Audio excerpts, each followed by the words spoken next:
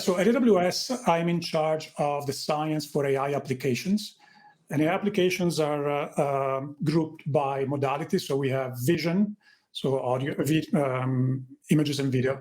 And then we have speech, and then we have text, and then we have vertical.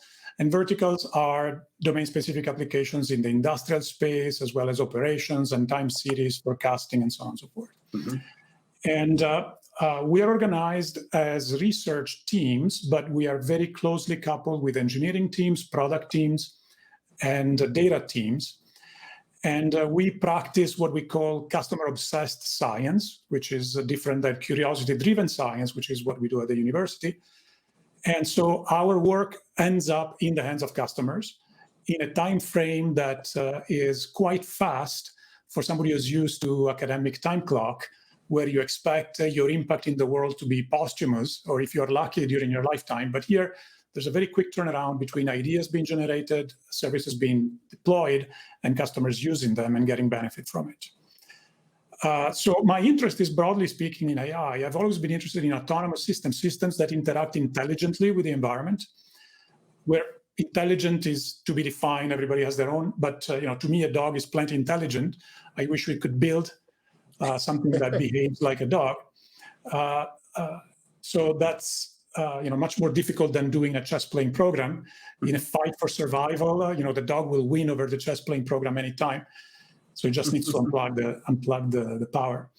And definitely there are opportunities that the time is right for research that we've been doing for 10, 20 years to become useful now. And for me, the game changer was in 2009, I read a report by Cisco called Visual Networking Index that kind of pointed out that back then, 2009, peer-to-peer traffic was surpassed by video traffic on the internet.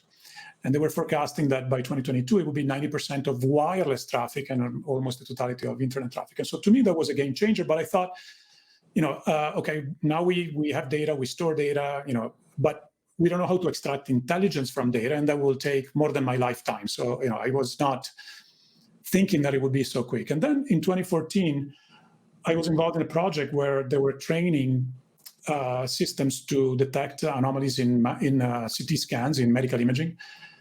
And then I realized that on a task where humans are not naturally evolved, which is to interpret not natural, but medical images, so where you have to train these physicians for many years, you could train a deep learning model and beat even the most experienced radiologist. And so that's where I realized, oh my God, this is happening in my lifetime.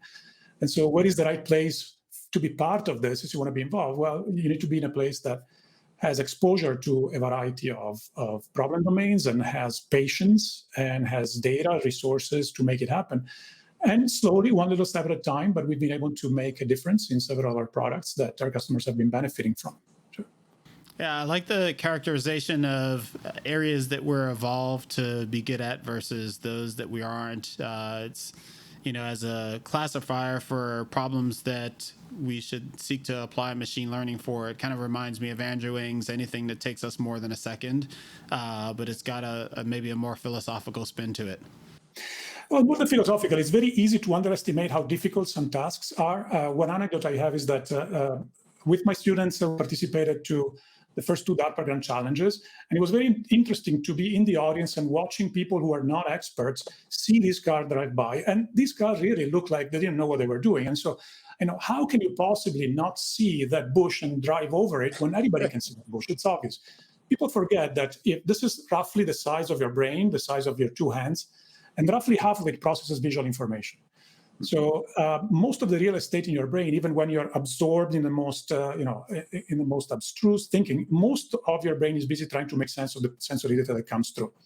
So it's really a Herculean task. And on the contrary, some things that look very, very difficult to humans are trivial to computers. And so we've been able to make inroads in both.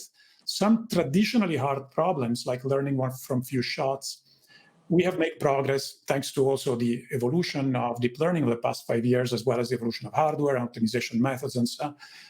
But also, we've been able to better understand the problem, in a way which is independent of whether it's implemented with biological hardware or silicon hardware. There are some characteristics of learning problem that are absolutely fascinating that we've just started to poke into, and they are, from the perspective of somebody with academic inclination, is very fascinating to spend time thinking about. Yeah,